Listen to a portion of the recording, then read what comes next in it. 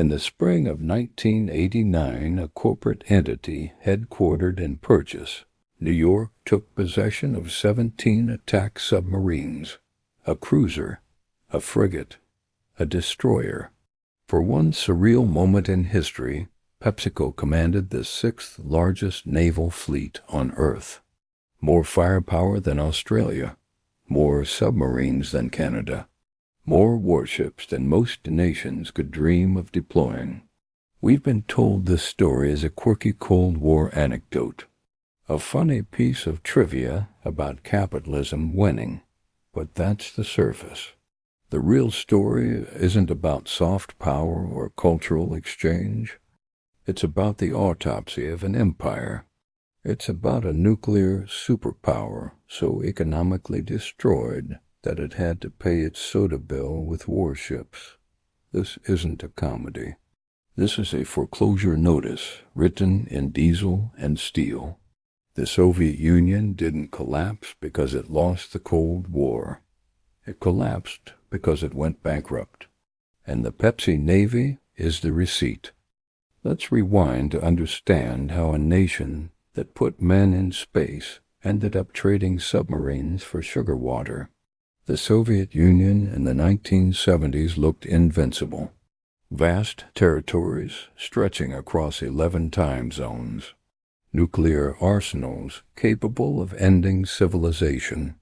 A space program that humiliated America. May Day parades with missiles rolling through Red Square. The red flag flying over Eastern Europe. To the world they appeared as titans, permanent fixtures of the global order. But beneath the parades and the propaganda, the foundation was rotting. The Soviet economy was a house of cards built on a single foundation: oil. When oil prices were high, the money flowed. The Kremlin could afford to subsidize bread. They could fund their military. They could keep the satellite states in line with cheap energy. But the entire system was addicted to this one resource. There was no diversification, no real consumer economy, no mechanism to generate wealth through innovation or trade.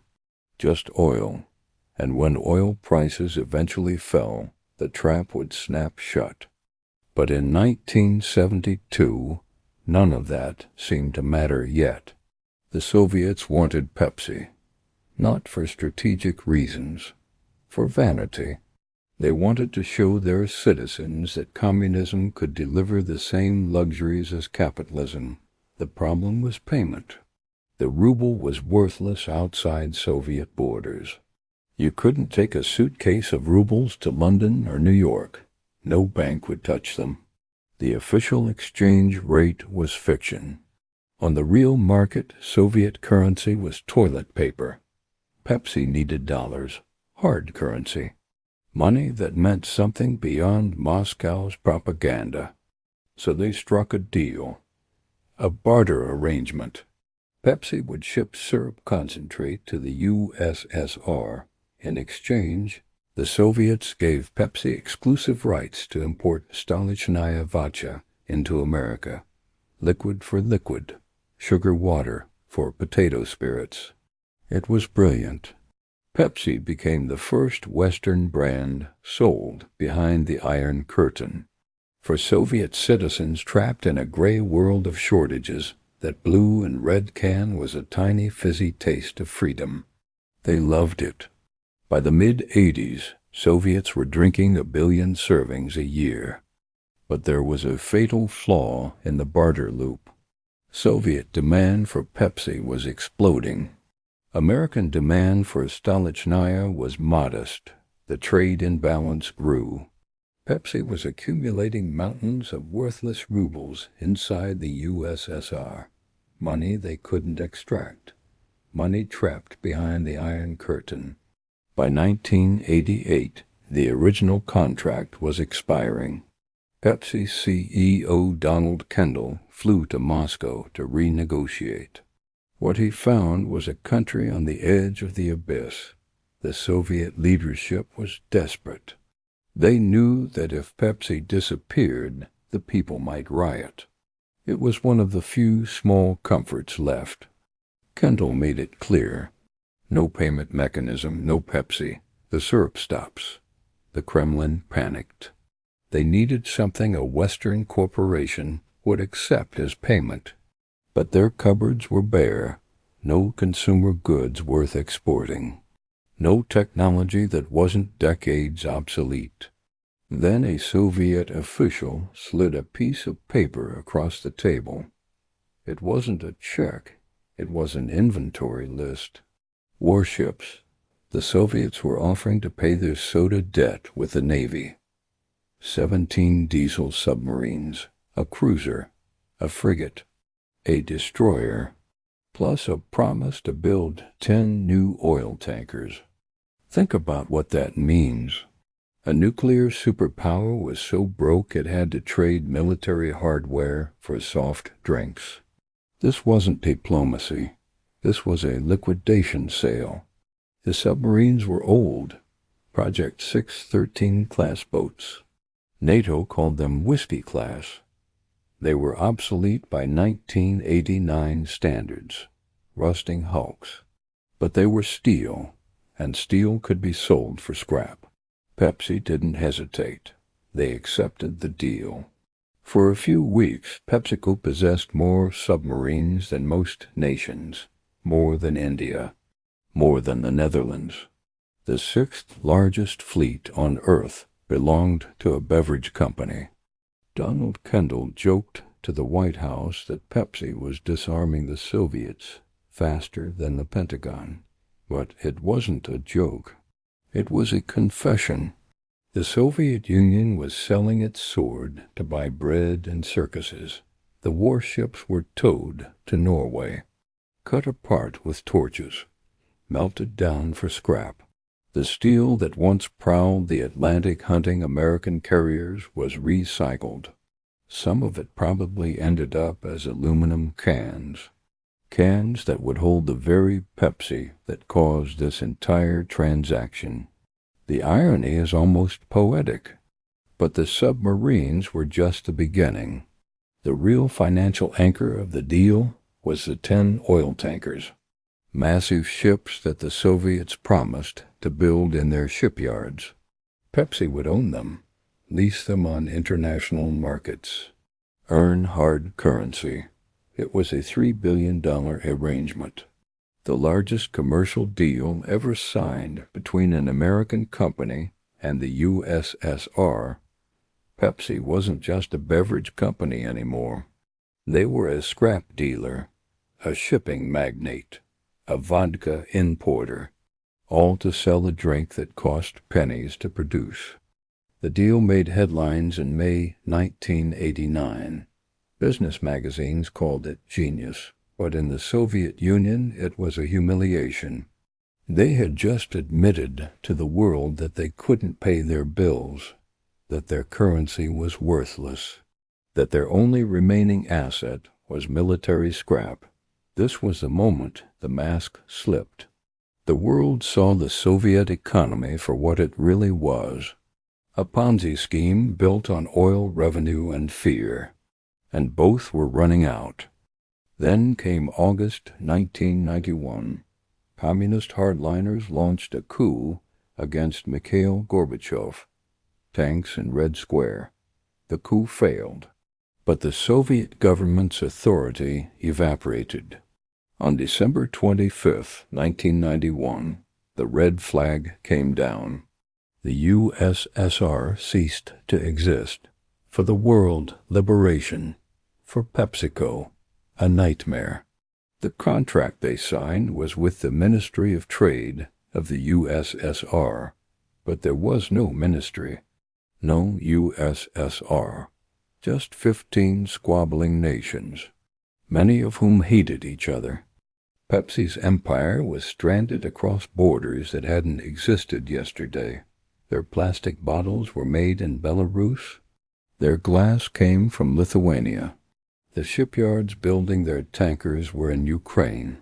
The headquarters was in Russia. Under Soviet control, this was one seamless market. Moscow gave an order and goods moved.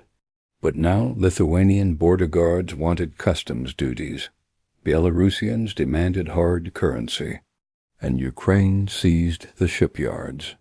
They looked at Pepsi's contract and said, "This isn't our signature?" The 10 oil tankers, the financial heart of the deal, were held hostage. Ukraine declared them sovereign property. They wanted a new deal. They wanted cash. PepsiCo found itself in a geopolitical divorce. Executives flew from Kiev to Minsk to Vilnius trying to piece together a shattered supply chain. They weren't negotiating with bureaucrats anymore. They were dealing with warlords, nationalists, newly minted businessmen who carried guns. The Pepsi fleet became a phantom. The tankers were locked in legal limbo. Some were eventually sold to Ukrainian oligarchs, others absorbed into national shipping lines. The ships that were supposed to generate revenue for a generation vanished. Pepsi was left holding a contract signed by a dead man from a dead country. Meanwhile, the Russian economy was in freefall. Hyperinflation exploded. Price controls were lifted under shock therapy reforms. The rubles Pepsi had accumulated by the truckload became worthless. A bottle of Pepsi that cost 45 kopecks in the 80s now cost thousands of rubles. But the price didn't matter because the money was meaningless. Pepsi was generating massive local sales. But in dollars, the only metric Wall Street cared about, they were bleeding. Then the vodka problem hit. The original deal relied on exclusive Stolichnaya rights. But with the state collapsed, the distilleries were privatized, or rather stolen. The Stoli brand became a free-for-all. Factories across Russia pumped out cheap spirits and slapped the label on. The market flooded with counterfeits. Pepsi tried to sell premium vodka in America while gangsters sold knockoffs in Russia for pennies. Legal battles over the trademark paralyzed revenue. The barter loop was broken. No ships, no vodka money, just billions in worthless paper. But the most surreal symbol of this chaos was Pizza Hut.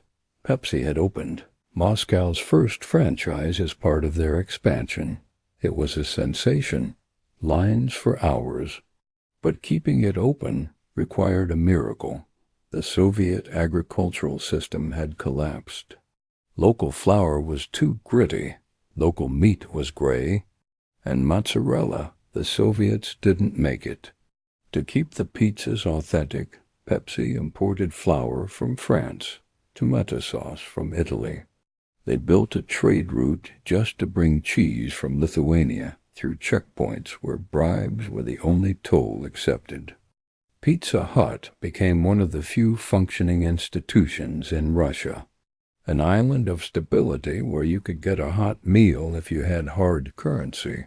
It became a hub for the new Russians, the oligarchs getting rich by looting state assets. In those booths, amidst imported pepperoni and fizzy Pepsi, the new Russia was being born. Not a democratic utopia, a kleptocracy. The managers who ran the Pepsi bottling plants realized no one was watching. The central planners were gone, so they stole the factories, privatized them into their own hands. PepsiCo had to renegotiate with plant managers who now acted like feudal lords. These men didn't care about contracts or international law. They wanted cash up front in briefcases. The dream of total market dominance was dying. The submarines were scrap. The tankers were gone. The vodka was compromised. And then Coca-Cola arrived. While Pepsi struggled with broken barter deals, Coke swept in with actual dollars. They built new factories, flooded the airwaves with ads, painted Moscow red. Russians saw Pepsi as the old drink, the Brezhnev era. stagnation. Coca-Cola was the drink of the new wild freedom. In just a few years, Pepsi's decade-long lead evaporated. They had traded warships and navigated the Kremlin, but they lost to simple marketing and hard cash. The Pepsi Navy had become an albatross, a reminder of a world that no longer existed. By the late 90s, the physical fleet was gone. The submarines were razor blades. The cruiser and destroyer were rusted scrap. The oil tankers sailed under different flags, generating revenue for oligarchs, not shareholders. The sixth largest navy existed only in corporate legends and accounting write-offs. But while the ships vanished, the legacy lingered. PepsiCo eventually stabilized in Russia, but the dream of dominance was over. They had to fight for every inch against Coca-Cola. And then came the final symbol of this new era. In 1997, a commercial aired that was perhaps the strangest footage ever filmed. It featured Mikhail Gorbachev himself, the man who ruled the Soviet Union, the man who commanded the armies the Pepsi fleet was built to support. He was now a private citizen. He needed money. His pension was worthless due to hyperinflation. So he starred in a Pizza Hut commercial. The ad shows Gorbachev walking into a Pizza Hut with his granddaughter. A family notices him. They argue. Because of him, we have economic confusion. Because of him, we have opportunity. Because of him, we have instability. Because of him, we have freedom. The grandmother intervenes. She points to the pizza. Because of him, we have many things like Pizza Hut. They agree. They raise their slices and shout hail to Gorbachev. It's surreal. Heartbreaking. The leader of a superpower reduced to a pitchman, selling his legacy for pepperoni. It perfectly captured the victory of consumer capitalism over Soviet ideology. The warships didn't matter. The missiles didn't matter. In the end, the only thing that mattered was the pizza. But looking back, the Pepsi fleet tells us something profound about money and power. The Soviet Union collapsed because it forgot what money was. It tried to run a modern economy by command, ignoring price signals, ignoring demand. When that failed, it reverted to primitive barter, ships for syrup, steel for sugar. It was economic suicide. PepsiCo understood money too well. They saw value in junk. They engaged in financial gymnastics that would make hedge funds dizzy, but even they were defeated by state collapse. They learned that contracts require governments to enforce them. Without a state, there's no market, only looting. The Soviet submarines were built to destroy the West. They were the ultimate expression of Soviet industrial might, and yet they ended their lives traded for sugar water, scrapped to pay for a fleeting taste of the enemy's lifestyle. Think about the scale of that humiliation. The most powerful weapon in the Cold War wasn't the ICBM or the T-72 tank. It was the Blue Zhang, the rock and roll record, the can of soda.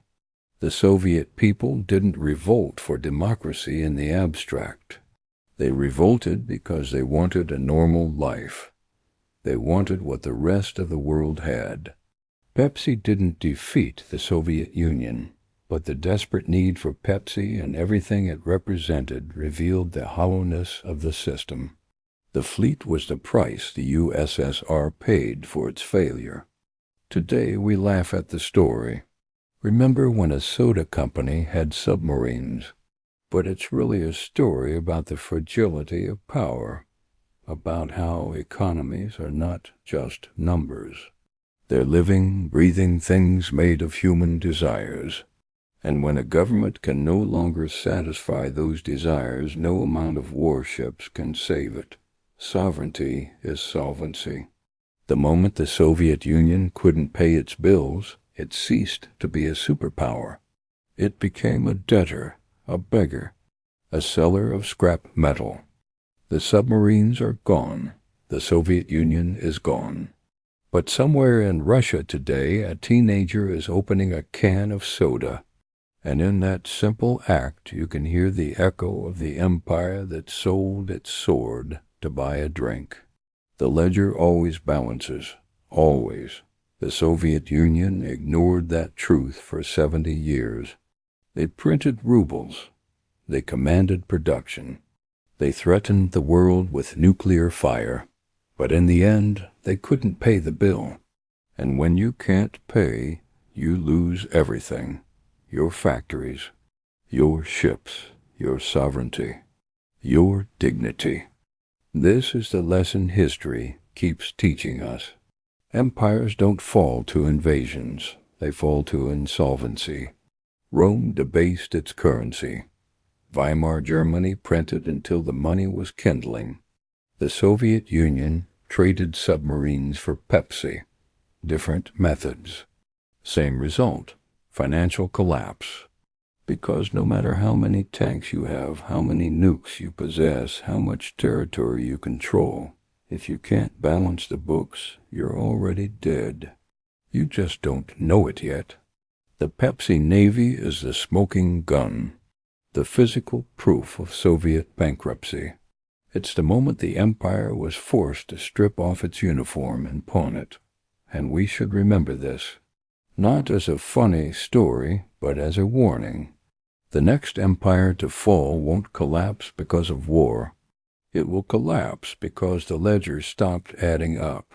And when that day comes, they'll be selling their ships too. Maybe not for soda, maybe for something else. But they'll be selling, because that's what bankrupt powers do. They liquidate. Subscribe to this channel to stay ahead of the curve, because when the history books are written about the next collapse, you'll want to be among the few who saw the pattern, who understood that power isn't measured in missiles. It's measured in balance sheets, and the Pepsi Navy proved that 70 years ago. The submarines were just the receipt for an empire that couldn't afford itself anymore. Let that sink in.